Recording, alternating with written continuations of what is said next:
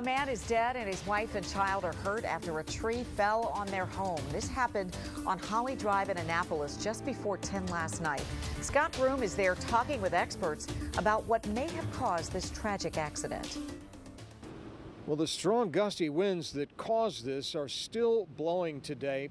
This is a terrible family tragedy, and authorities here in Anne Arundel County are not releasing the identity of the man who died. They did tell us that the victims, a couple and their child, did not live here, but were visiting the victims' parents, who've lived here on Holly West Road in the Amberley subdivision outside Annapolis since the 1970s.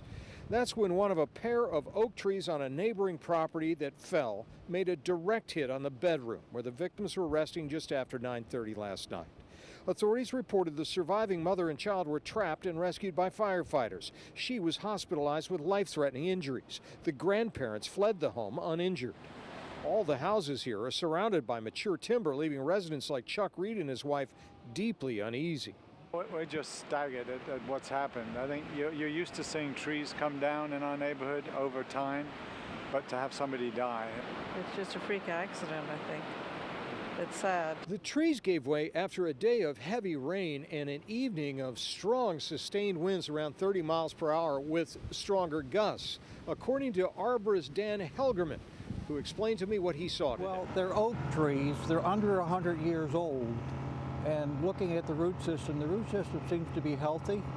Does it surprise you that trees this strong and healthy came down? Yes, it does, especially oak trees. We don't have much trouble with oak trees. But the trees were top heavy. The limbs had been limbed off, raising the branch level, so all the weight was in the top. So when this storm hit and the ground was so wet, pulled it apart, fell. It happened without warning.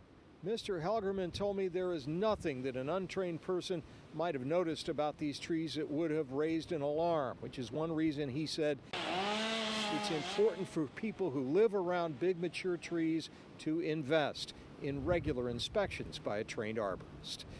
In Annapolis, Maryland, Scott Broom, WUSA 9.